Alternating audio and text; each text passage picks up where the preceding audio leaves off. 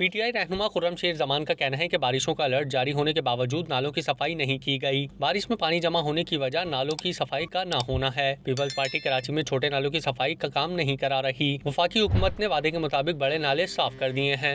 बारिश जो है वो एक्सपेक्टेड है। अब क्या वजह है कि जब बारिश होती है हमारा शहर पूरा डूब जाता है? उसकी वजह ये नाले हैं सारे। आप देखें ये अंदरूनी नालों की क्या हालत है, इसकी सफाई नहीं कर रही है पाकिस्तान पीपल्स पार्टी की सिंध हुकूमत। उनको यही फिक्र है सारी कि हमने क्या करना है। हमने तो कराची शहर के जो 3 बड़े नाले हैं उनकी हमने अच्छी तरह सफाई करा दी है, लेकिन मसला ये है कि ये अंदरूनी नाले जो साफ़ नहीं होते हैं उनकी वजह से बड़े नालों तक पानी पहुँचता नहीं है।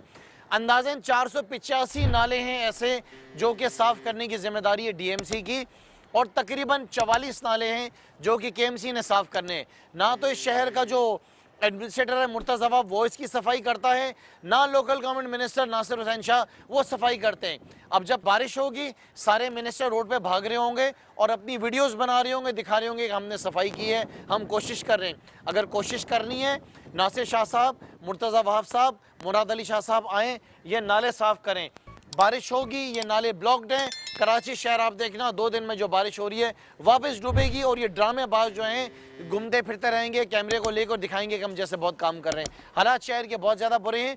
मैं आपको वो नाले भी दिखाता हूँ जो पाकिस्तान तहरीक इंसाफ की वफाकी हुकूमत ने महमूदाबाद नाला, गुजर नाला और रंगी नाला साफ़ किया है, उसी कंडीशन भी मैं आपको दिखाऊँगा।